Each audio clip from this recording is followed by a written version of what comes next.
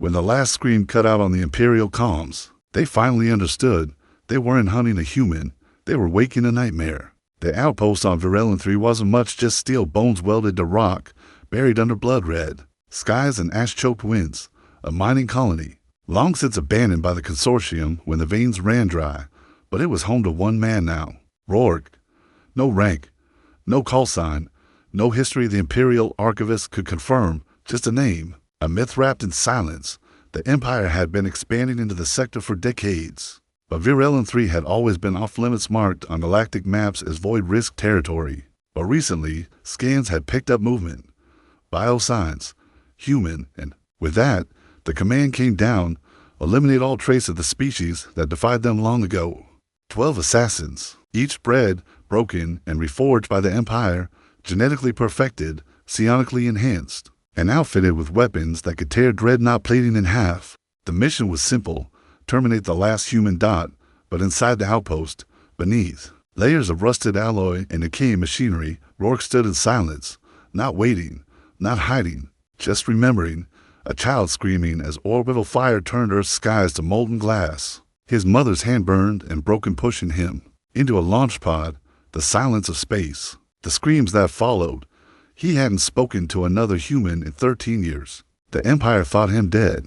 He should have been, but something ancient stirred in him now. A flicker of the old fire, not just survival. Revenge. Outside, the assassins broke ammo, dropping silently through the storm like obsidian fangs. 12 signals, 12 monsters. The last one to touch down paused, frowning at the readout. The wind screamed past his helm. No response, no resistance. The commander of the unit clicked his visor online. That's the mistake they always make. With humans, inside the outpost, deep in the dark, Rourke opened a case. The armor was scorched and pitted. One side was blackened with the sigil of a long-dead Terran unit. The chest plate was dented, still marked with a plasma burn. His fingers lingered on it, not in reverence, but memory. He slid it on, bone by bone, scar by scar. A low hum whispered as the internal systems reactivated. In the silence, one word flashed across the HUD: Revenant last active 13.7 years ago. And now the ghost would rise. The first assassin entered through the lower docking bay, stealth cloaked, pulse weapon primed, scanners reading nothing, but in the black, he saw something move, a glint. Then a blade of tungsten alloy punched through his visor. The HUD sparked, flooded red, and the last thing he saw was a man's eyes, burning, unforgiving, human. No sound, no hesitation, just the end. Outside, the Empire's cruiser picked up a telemetry spike. One biosign offline. Echo 1's gone dark. Glitch, the ship's officer asked. No, replied the commander grimly. He's gone. Inside the outpost, the lights flickered, power surged. Rourke moved like death incarnate through the corridors. No wasted movement, no mercy. His mind remembered every tactic, every kill zone, every corner where steel met bone. 1 down, 11 to go. But he didn't feel victory, only the rising tide of what was coming. They had forgotten what humanity was, what it became when everything was taken, when all that remained was fury wrapped in flesh. In the center of the facility, an ancient transmitter blinked to life. Rourke accessed it not to call for help, but to broadcast a warning. To the stars, to the Empire, to whatever gods they believed. And you shouldn't have come here. You think I'm alone, but I'm not what you remember. I'm what you feared. One human left. That's one too many. The message pulsed through subspace like a blade. In the Imperial War Hall, admirals turned pale. Old memories stirred a fire and ruin of the last war Earth had waged before it fell. The Emperor leaned forward in his throne of bone and steel. Who is this, Rourke? The silence that followed said everything. Back on Virelin 3. Ash swirled through the vents as Rourke stepped over the first corpse, and somewhere deeper, in the station, a distant clang echoed. Another assassin had entered. The hunt was on, but the prey was not what they expected, and neither was the ending. They weren't just sent to kill him. They were sent to make a message, but it was humanity that spoke. First, unit commander Jennifer crouched over the body of Echo 1. The remains were barely recognizable, not because of damage, but because of precision. Clean incision at the base of the neck, optic nerves severed, helmet sealed shut with his own blood. For felt something he hadn't since his first kill, unease. He rose, eyes scanning the darkness of the corridor. Steam hissed from ruptured pipes, flickers of half-dead emergency lights danced across rusted steel. The entire facility groaned like a dying beast. Alpha Team. He barked over comms, fan out, sector by sector. He's here somewhere. A pause, sir. What is he? Vor didn't answer. He wasn't sure himself. Rourke moved like shadow through the forgotten guts of the station. The outpost had once been a listening post, a relic from the human exodus before it fell. It had seen war before. It would again, but this time, it would not echo with cries of surrender. Only the sound of the hunted becoming the hunter. In a rusted maintenance bay. Rourke accessed an old weapons cache sealed, encrypted, hidden beneath magnetic shielding. With a grunt, he tore it open manually. Sparks leapt out, and dust flew. Inside were ghosts, Terran shock mines, an electromagnetic disruptor, a plasma coil gun with half a charge, and a standard issue long-range beacon. He ignored the last one. No reinforcements were coming. Earth was gone. The fleet was gone. Humanity, as far as the stars knew, was extinct. But he wasn't fighting for rescue. He was fighting so they remembered. Elsewhere in the outpost, Echo 3 met his end. He heard only a faint hum before a mine tore the floor beneath him into molten shards. His enhanced armor saved nothing. His last sight, a blood-red symbol etched into the wall.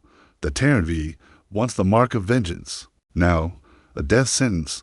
Inside the Imperial dreadnought orbiting Virelin 3, tension coiled. For offline .8 remaining. No transmission from the squad. The ship's officer whispered. Commander Varen, posted aboard the dreadnought Sovereign Edge, watched the flickering tactical map with growing disbelief. This was supposed to be a purge. What are they facing down there? Just one, came the answer, and that terrified them more than 1,000. Back in the outpost, Vor's team discovered something strange. A memory core, still active, still humming. They approached it cautiously. This is old Terran tech. One of the assassins muttered. Barely readable. It's bleeding data into the walls. Plug in. For ordered. The moment the Oopling connected, images exploded across their visors. Earth, burning. Families running through ash-blown streets. Orbitals, crumbling. Terran soldiers fighting to the last breath. And at the center of the carnage, Project Revenant. A ghost unit designed for post-collapse insurgency. Just a few operatives, trained not to win, but to endure. One of them looked very familiar. Subject 17. Call sign Rourke. Presumed Kier. Status, unconfirmed. Froze. He remembered now. The legends whispered even within Imperial command. About humans who didn't die when they were supposed to. Who crawled from the ruins and turned war into something primal. He remembered footage. Soldiers who refused to fall even when their lungs were ash and their hearts were fire. And now one of them was here. In the walls. In the dark. Rourke watched them through the decaying camera systems, his breath slow, steady. He remembered all. Of their kinds, the Janai enforcers, the synthetics, the faceless soldiers who dropped onto Earth like gods and laughed as they broke it. He buried some of them in burning forests, shot others down in crumbling cities, and now, these new ones these. Perfect killers thought they could finish what the others failed. He placed another mine behind a vent panel, slid into the shadows, waited. And when two more entered the corridor, they didn't even have time to scream. Back on the Sovereign Edge, Varen stood in silence. 6 signals, half gone. The dreadnought systems flagged a distress trigger. One of the assassins had activated a neural kill lock self-termination to avoid capture. What in the void is happening down there? The officer's voice cracked. Sir, it's a massacre. Vor regrouped what remained of his unit in the central processing core. 7 killers now. But none spoke. The walls were painted with streaks of blood. The lights flickered in and out like a dying heartbeat. And carved into the console with the knife were words in old Terran script. You shouldn't have come. BACK. Rourke watched from the vents above, listening to their movements, studying the pattern of their breath, the glitch of their implants. 12 assassins had come thinking they would erase the last ember of humanity. But they didn't understand fire. Not like humans did. Not like Earth taught him to. They hadn't met him yet. Not fully. Not the part that remembered the screams, the silence, the smell of burning oceans, the unburied dead. They would now, and far above. The Emperor received the full transmission for the first time. Rourke's voice echoed across the chamber. I was born in the fire you lit. You thought you ended us, But we became something else. I'm not the last human. I'm the first of what comes next. The Emperor's hand trembled. Recall the fleet, an advisor whispered. But the Emperor only said, no, not yet. Let him bleed first. They still didn't understand. But soon, they would. They called him the last ember of a dead world. But even an ember can start a wildfire. Smoke drifted upward through the cracked ventilation shaft as Rourke crouched in the shadows. Watching them move, the assassins were breaking down not in body, but in certainty. Their movements were tighter, less confident. They no longer advanced like wolves. They flinched at shadows. Feared the old weapon. He remembered his instructors back in Olympus Mins, years before Earth's fall. The most powerful weapon isn't in your hands. It's in their minds. And now, with 6 dead and 5 hiding behind plasma shields, he was turning their perfect minds against them. Rourke slid silently through the tunnels toward the hydropump chamber. It had once kept the station's mining core cool. Now, it was just another battlefield in his hand. He held a worn data core he retrieved from the vault labeled Alethian 9, a remnant from the Terran Exodus. He hadn't even known it was here until it called to him. Inside it, compressed and encrypted in a fading human code, were logs, names, coordinates, locations, faint traces of Terran survivors, hidden worlds, exiles, possibilities. Humanity wasn't extinct, not entirely, just scattered. And if even one of those signals still pulsed in the void, then his fight had meaning. It wasn't just vengeance now, it was resurrection. Meanwhile, in the control core, Vor slammed his armored fist into the rusting wall. He's not a man. He's a damn virus. We split up. He bleeds us. We group. He traps us. We wait. He hunts. One of the assassins, Unit 8-9, stepped forward. I was trained to erase psionic anomalies. I can feel his presence now. It's ancient, focused. He's guiding us where he wants. Then stop. For snarled. And this. But 8-9 hesitated because in her mind, beneath her enhancements and data streams, she felt something she was never trained to understand. Grief. It wasn't hers. It was his. It was radiating through the station like a song. In the hydropump chamber. Rourke crouched before the terminal. He attached the Alethian 9 core and rerouted emergency power to broadcast it across the nearest open relay. Signal. Strength, low. Range, uncertain. Hope, infinite. This is Rourke, Project Revenant, broadcasting from Virelin 3. If you are Terran, if you still breathe, listen. We're not dead. We're not done. You are not alone. He hit transmit, and for the first time in 13 years, he hoped. High above, aboard the Sovereign Edge, the transmission was detected, scrambled, partial, but unmistakable. Sir, the technician breathed. He's sending a signal to deep space. Commander Varen turned slowly. To who? No one answered. Because deep in the Empire's own records, in hidden, forgotten files marked Exile Protocol, were no survivors the Empire had chosen not to chase. Colonies that vanished, civilian ships that escaped, generations raised in darkness. And now one voice was calling to them. Back in the outpost, or receive the alert. He's broadcasting, said one of the assassins. Trace it, end it. But as they raced toward the hydro chamber, the floor exploded beneath them. Rourke had mined every path in, herded them like prey, set the trap days ago. He didn't need to fight every battle. He just needed them to bleed. 3 went down. One caught in a firestorm, another crushed under debris. The third tried to flee only to meet a blade in the dark. Rourke didn't speak. He just drove the blade in deeper. Now only to remain. Inside the hydro chamber, Rourke retrieved the Alethea core. He couldn't know if the signal reached anyone, but that wasn't the point. It was sent. For the first time, humanity's voice screamed back into the stars. Vor and 8-9 regrouped near the central reactor, armor cracked, weapons flickering, the temperature inside their suits climbing dangerously. Vor was trembling. Why? He snarled, half to himself. Why won't he just die? 8-9 stared at him. Because he remembers. Vor turned. What? He remembers everything we took from them, and he made himself into a weapon so it never gets taken again. Vor spat. You're sympathizing. No, she whispered. I'm understanding, and I think we were never meant to win this. Rourke prepared for the final hunt. He moved without sound, but his heart thundered like a war drum. To left, the final pieces of the Empire's pride And then he would light a fire in the sky so bright that even the dead on Earth would see it. The last log on a Lithium 9 played in his helmet, a woman's voice, cracked, strong. If anyone finds this, we are not lost. We are not forgotten. We are the children of Earth, and one day, someone will rise. Rourke stood. He wasn't the last. He was the first to return. And soon, the Empire would understand. You can kill worlds, but you can't kill memory. Asterisk, they didn't send more troops.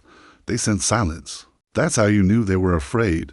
Smoke bled from the upper corridors of Virelin 3, where once sterile passageways, marked Imperial order, now only death lingered, steel melted, blood pooled. The outpost had become a mausoleum, not of human defeat, but of Imperial arrogance. Two assassins remained, unit commanders in Vor, and Theta-9 perfect soldiers, products of gene forging and loyalty conditioning, but even perfection had limits, and Rourke had found theirs. Theta-9 stared at the walls. They were covered in symbols now. Human handwriting, a language nearly erased from galactic memory, carved with blades, marked in blood, silent messages left like warnings or eulogies. You invaded our skies. We buried you in our ground. She shivered, not from fear, from recognition. Jennifer smashed open a supply rack, claws tearing through the aged alloy. He ripped out a coolant lance, modded for short-range fire. No more traps, he muttered, sweat steaming inside his helmet. No more games, but his hands shook, not from exhaustion, from something deeper, something he hadn't felt since his first mission on Zalar Prime. In the shadows, Rourke moved, silently, deliberately. Every corridor was a memory, every room a grave. He didn't see steel and rust, he saw names. Garrett, who died at the real fallback line. Mira, who never made it off Mars. His mother. All of them burned into him like stars that refused to die. He was not fighting for the past. He was fueled by it. A sudden flash force struck. The coolant lance fired a burst, searing vapor into the air. It missed Rourke by inches, ripping through the wall. He rolled, momentum carrying him into the shadows, for charged, screaming, "You think this makes you more? You're just a ghost." Rourke's voice echoed like thunder. "No, I'm what comes for ghosts." They collided. Steel met bone, sparks exploded. Rourke's blade sheared against Vor's armor, gouging deep into the joint. Vor's counter-strike drove a punch into Rourke's side, cracking ribs, blood misting his visor. But Rourke didn't fall. He didn't scream. He grinned. They tumbled through a shattered bulkhead into the upper sector where Earth's last transmission chamber had been built. The console flickered. A broken screen displayed static. And one word, home. Theta-9 watched from above. She was designed to kill insurgents, to read patterns, predict behavior. But nothing in her training accounted for this. Not a man, not a monster, a myth, walking and bleeding and breaking everything the Empire believed was unbreakable. And something inside her cracked. As Rourke and Ver clashed, blood mixed with steam. The old station groaned under stress. Sparks fell like rain. The blade finally found purchase driving into Vor's side. He screamed, wrenched free, staggered back. "Why?" he roared. "Why fight? You've already lost everything." Rourke's voice was calm. "Because you're still breathing." He lunged. Vor barely parried. A desperate swipe tore through Rourke's arm. Blood poured, muscle tore. But he didn't stop. He never stopped. Then, suddenly a shot rang out. Not from Vor. Not from Rourke. From above. Theta-9. The blast struck Vor square in the back. Armor cracked. He dropped to his knees. He turned slowly, eyes wide. "You." Theta-9 didn't lower her weapon. Her voice trembled. "He remembers the screams. We only remember the silence." Or fell forward, dead. Rourke didn't thank her. He didn't need to. She stepped forward, removed her helmet, underneath, a face scarred by implants, and emotion. "You're not alone," she said. He eyed her. "You're not human." "I wasn't. Not until I saw what they made you fight." Through, above, aboard the Sovereign Edge, Varen slammed his fist against the control rail. "All 12 are dead," the officer whispered. "One aided him." Silence hung heavy. "Send down a battalion," Varen snapped. But the voice of the Emperor, interrupted, filtered through encrypted relays. "No, if we send more and fail again, the myth becomes prophecy. Contain it. Bury it. Or the galaxy will remember what we tried to forget." Back on Virelin 3, Theta 9 activated her internal beacon. What are you doing? Rourke asked. I'm transmitting everything. What you did, what they did, the signals from Alethea. To who? She smiled faintly. Everyone who ever whispered Earth's name like a prayer. The beacon pulsed. Across the stars. In outlaw sectors, in ancient sleeper colonies, in half-dead. Arcs adrift in silence. A signal reached them. Earth is not dead. Rourke lives, and he remembers. On Virelin 3, Rourke stood amid smoke and steel, his body broken, his mind burning. But above him hope moved, not in words, in answers, a response pinged from deep space, coordinates, a name, Avalon, a colony lost in time, alive, the empires. Control shattered that day, not with an army, but with one man, one assassin, and one signal. The stars had begun to listen again. It wasn't the signal that changed the galaxy, it was the response. The outpost on Virelin 3 was collapsing, not from war, from truth. The beacon Theta 9 activated had done more than broadcast coordinates. It ripped open silence. Across the stars, it screamed into exile, into forgotten sectors, into places the Empire thought were buried beneath time and dust. And they answered, one by one, like stars reigniting, like thunder rolling over a dead battlefield, from the far side of the Veil Nebula, from cryo-arcs once written off as debris, from mining colonies that still bore the Terran crest beneath paint and ash. Signal received, human presence confirmed, standing by. Rourke stood beneath the beacon's glow, his armor cracked, his body barely holding together. Dried blood caked his arm. His shoulder had gone cold an hour ago, but his eyes were burning. He had sent the call, and now humanity was waking up. Theta 9 adjusted the receiver dish, her synthetic implants sensing with the ancient relay. Her hands moved faster than human eyes could follow, yet her expression was purely human now. Purpose, determination, this frequency, it's old, she said. Pre-Exodus encryption. These weren't just survivors. They were guardians. Rourke frowned. Of what? She tapped the terminal.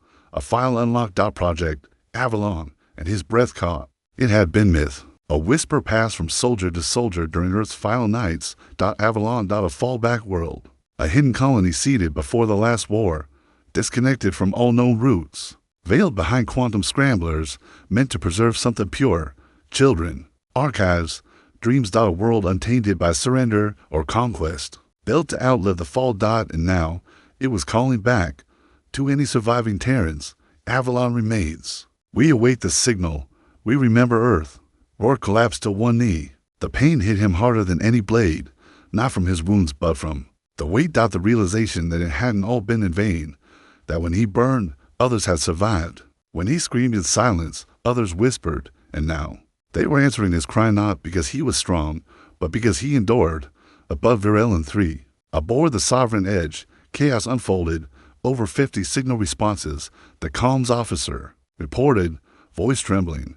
The human, Commander Varen, stood in silence. All around him, the bridge fell quiet, as if the air had turned electric. Impossible, he muttered. The officer turned to him. Sir, they're mobilizing, forming jump points. Some of them, they're armed. Varen backed away from the console. This wasn't a rescue. It was a return. The Emperor watched from his throne, expression unreadable. The hologram flickered.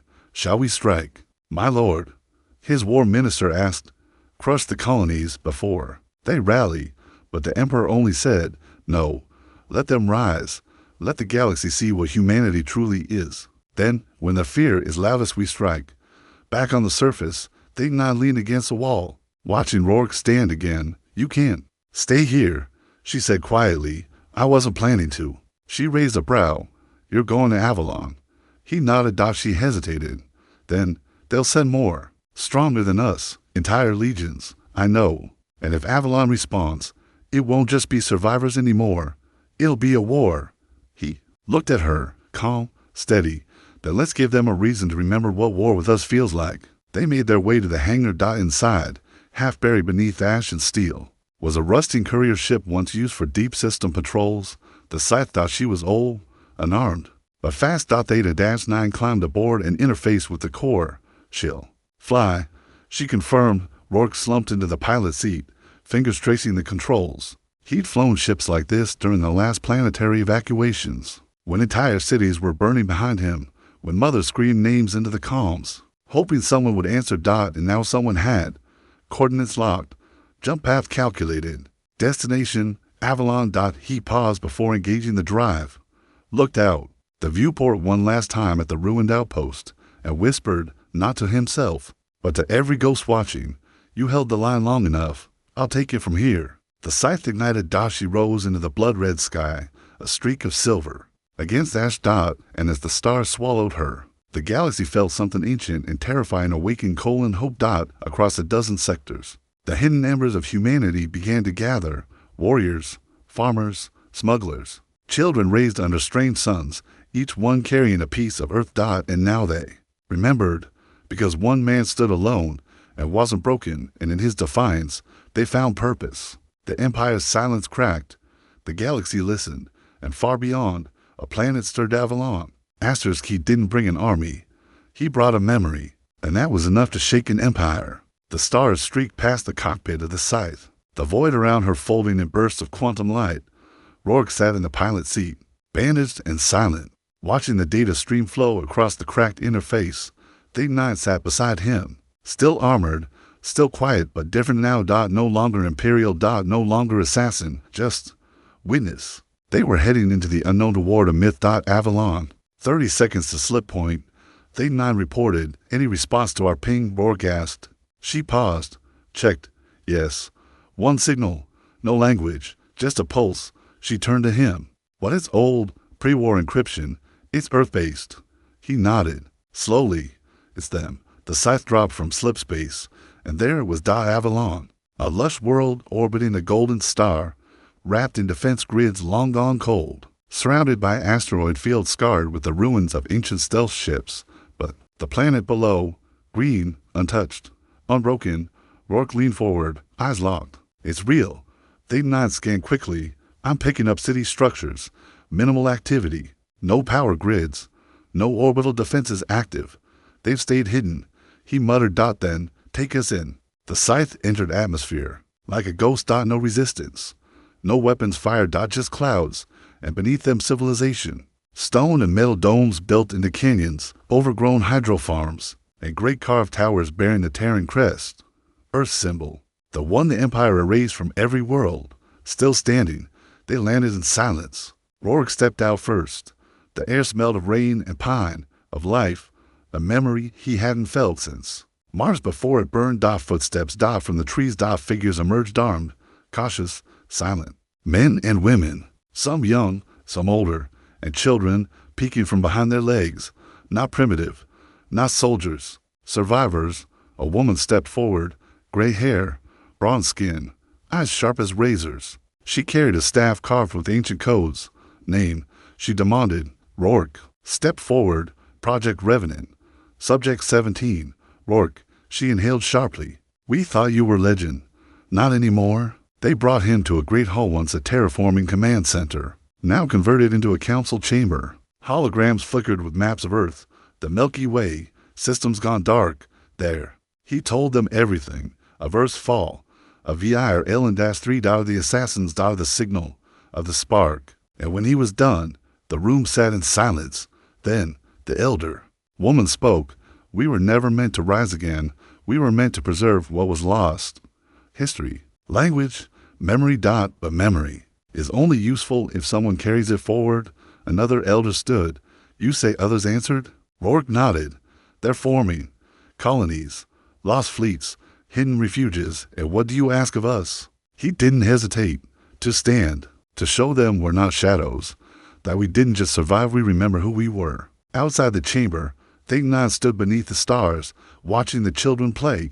One of them ran up to her. Are you from Earth? She didn't answer. At first.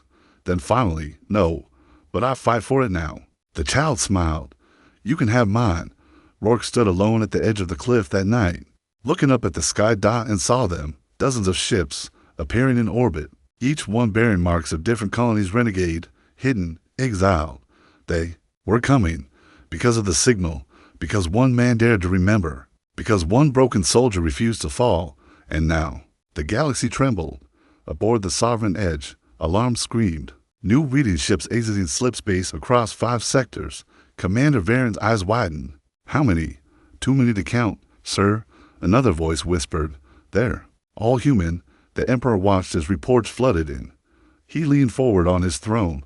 They rally. They believe. They dream. He turned to his ministers. Burn Avalon.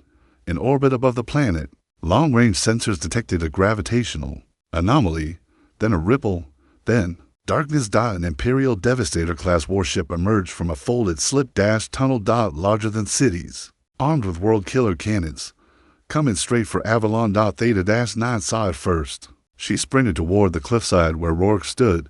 He turned, slowly, eyes narrowing at the sight in the sky. Devastator, she said, breathless. They're not hiding anymore. He clenched his fists. No, they're making a statement. She looked at him. What do we do? He turned toward the gathering ships, now assembling into a loose defense grid above the colony, and whispered, we answer. He stepped toward the Oopling Tower, activated the emergency broadcast. This is Rourke. The Empire is here. I don't know your names. I don't know your numbers. But if you're listening, this is our line. We hold it together. Not because we must. Because we remember, across orbit, ship captains listen. Veterans of fallen worlds. Children of shattered colonies. Engineers. Farmers. Smugglers. They looked to their weapons and activated them. Not to survive, to fight. The sky darkened. The Devastator loomed and beneath it humanity stood. No battle plans. No super weapons. Just one world, one voice, and a line drawn in the stars. The Devastator-class warship eclipsed the sky like a dark sun. Its hull spanned kilometers, blackened with nanosteel and lined with gravitic pulse cannons, capable of shattering moons from its ventral bays. Drones poured like locust seeds, one faster than sound, sharper than thought. The Empire had not come to conquer Avalon. It had come to erase it. Rourke stood at the center of the Oopling Tower, wind tearing through his torn cloak. His body ached with every breath, ribs still cracked, vision still flickering. But none of that mattered now. Around him, the people of Avalon ran to positions. Old missile turrets, manually aimed, ancient fighters rolled from underground bunkers, rusted, patched, outdated. But they flew, overhead. Ships from the exiled colonies began to form up in low orbit. They were mismatched haulers with armor plates, freighters turned into gunships. Refugee craft retrofitted with stolen plasma coils. No fleet command. No formal structure. But they moved together because they had something the Empire never understood. A shared memory. Inside the Scythe, Theta-9 watched the chaos unfolding. You're not seriously flying that, one engineer said, watching Rourke climb into the pilot's seat. She's not meant to fight. I'm not flying her to fight, Rourke answered. I'm flying her to make them look at me. He sealed the cockpit, breath steady. The engines roared to life. Above, the Devastator opened its primary cannon arrays, targeting solutions, locked on Avalon's atmospheric hubs and shield generators. Surface threat insignificant. Came the automated Imperial voice, commencing planetary cleansing sequence. A rumble echoed across the skies. The cannons charged. Then, the sky lit up. A freighter, call sign Vigil, rammed a swarm of Imperial drones, detonating its core reactor and taking 50 with it. A strike cruiser, Ironwind, plunged from orbit, igniting its rail batteries and carving into the Devastator's shield dome. Colonial ships, unnumbered, weaved between impossible odds, swarming the behemoth like fire ants on a leviathan. And through it all, the Scythe tore across the sky. Rourke guided her through the storm, past streaking debris and flak fire, into the burning heart of the fray. Inside the cockpit, alarm screamed, hull integrity, 29%. Power levels dropping, but he kept going, toward safety, toward the DEVASTATOR. In the Empire's command core. Commander Varen watched the battle with cold disbelief. Why won't they scatter? He asked. Why don't they break? The tactical AI answered plainly, human behavioral, pattern detected, collective memory response. They are not fighting to win. They are fighting to be remembered. The Devastator's super cannon neared full charge. Energy gathered at the base of the central barrel, the planet locked in its crosshairs. Theta-9's voice echoed across the comms. All wings, prepare to intercept that cannon. We can't break the Devastator, so we bleed it before it fires. Rourke heard it and smiled. He pushed the Scythe to max velocity, ignoring the frame shake and system screams. A targeting interface locked onto the Devastator's central ventan. exposed coolant duct flickering with failing shields. He recorded a final message and sent it on every human channel to those who remember Earth. This is not the end. This is where we say, you don't erase us, you never did. And then he shut the message off and dived. The scythe became a comet. Fire trailed from her hull as she screamed toward the Devastator's vent, followed by an escort of desperate fighters. Enemy drones chased, but were intercepted by rebel ships ramming into them one by one. Inside the scythe, Rourke flipped the override, reactor surge armed, manual detonation required. He gritted his teeth, eyes locked on target. Let the stars remember this. The scythe slammed into the Devastator's coolant intake and detonated. A blinding flash tore through the Empire's Titan. Shockwaves split its armor. A chain reaction triggered internal ruptures. One cannon exploded. The reactor destabilized Dot, and the sky screamed Dot from the surface. The people of Avalon watched as the largest weapon of the Empire fractured in orbit. Flames burst from its midsection. Drones spiraled in chaos. Its voice, once cold and certain, choked. In static, Dot then silenced. The 9th ship hovered over the wreckage. Her hands tremble. Rourke. No signal. Nothing but a broken hull, drifting into Avalon's upper atmosphere like a falling crown. But the message had been heard. The symbol had been burned into the stars. Across the galaxy, human channels exploded with one word. He lives. And even the Empire, watching from the other side of known space, paused. Because if one Terran, with nothing but an old ship and an old pain, could bring down a Devastator, then they hadn't ended Earth. They had only awakened it. Down below, the people gathered around the Uplink Tower. They 9 stood in silence, the Terran crest in her hand, and in a broken voice, she whispered, he didn't need to survive. He just needed the galaxy to see him burn. They thought killing him would end the fire, but Rourke was never the flame. He was the spark. The wreckage of the Devastator fell through Avalon's atmosphere like a shattered mountain. Its hull burned blue and white, trailing light across the night. It did not crash. It was buried, piece by piece, like a failed monument. And across the galaxy, in forgotten colonies, broken stations, and outlaw fleets, the message echoed. He did it. Rourke brought down the Empire's blade with nothing but memory and fire. He wasn't a soldier anymore. He was a myth reborn. On Avalon, days passed. Survivors worked to clear wreckage. Their colony had taken damage, but it still stood, and more importantly, they were no longer alone. The ships kept coming. Smugglers, lost Terran cruisers, cryo vessels thawed after decades, a shattered fleet, reforming piece by piece. The Terran diaspora had awakened. Theta-9 stood beside the old Uplink Tower, now wrapped in black banners. She had changed her armor, painted over the Imperial silver with charcoal gray. The Terran crest, hand-carved, now sat over her chest plate. Beside her stood Elder Corrin, the council head of Avalon. Do you believe he's gone? She asked. Softly, Corrin stared toward the stars. Gone? No. Men like that don't vanish.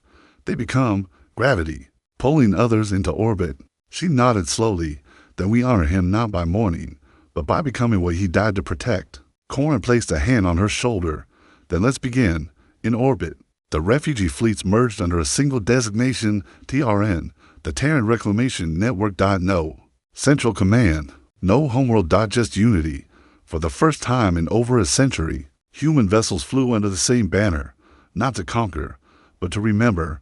Across Imperial space, reactions varied.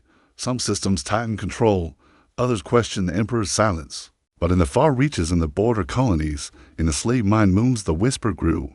Earth remembers. The Empire bled. We are not alone.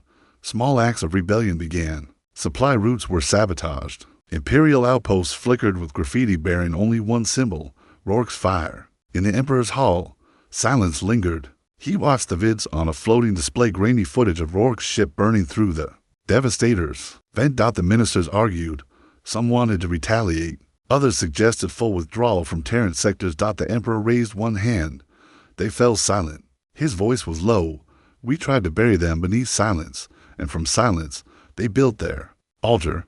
The Terrans will not stop. Not now. So we wait. We watch. He turned his eyes to the stars, and when their fire becomes a sun, we decide whether to kneel or burn. Back on Avalon, in the shadow of the ruined Uplink Tower, a statue was raised, not of a warrior, not of a conqueror, but of a man, weathered, scarred, standing tall in the storm, holding nothing but a torn banner with the Earth crest. At the base, etched in alloy scavenged from the Devastator, he was not the last. He was the beginning. Tate-9 stood before it that night, alone. Her voice was quiet, almost too soft to carry. I never understood why humans mourned their dead like this, why they buried them with names and stones and stories. She looked up at the stars. But now I know. You weren't trying to hold on to the past. You were building a path back to it. A voice behind her. You're not just a witness anymore. She turned. A young pilot, Terran-born from a refugee fleet, saluted. You're one of us now. She gave a faint, tired smile. I always was. In the months that followed, Avalon became a symbol, a place where scattered humans came to find each other again, where the children of Earth were trained not in vengeance but in memory. Their creed was not conquest. It was simple. We remember, we rebuild, we return. The Empire never sent another Devastator. They couldn't afford another defeat like that. Instead, the galaxy entered a silent Cold War, where both sides watched and waited, and stars grew, heavy with potential. But even in the quiet, Rourke's name never faded. On the anniversary of the battle, a signal was sent. No encryption, no code, just his voice restored from the uplink beacon, looped across every known frequency. You may silence our worlds. You may shatter our homes. But as long as one of us still remembers, you haven't won. You've only made the next one stronger. And so the Terrans rose, not as one people, but as one memory. The Empire had tried to extinguish Earth. Instead, it had written it across the stars. That day, the galaxy learned what it means to be human. Not to conquer, not to survive, but to remember and rise.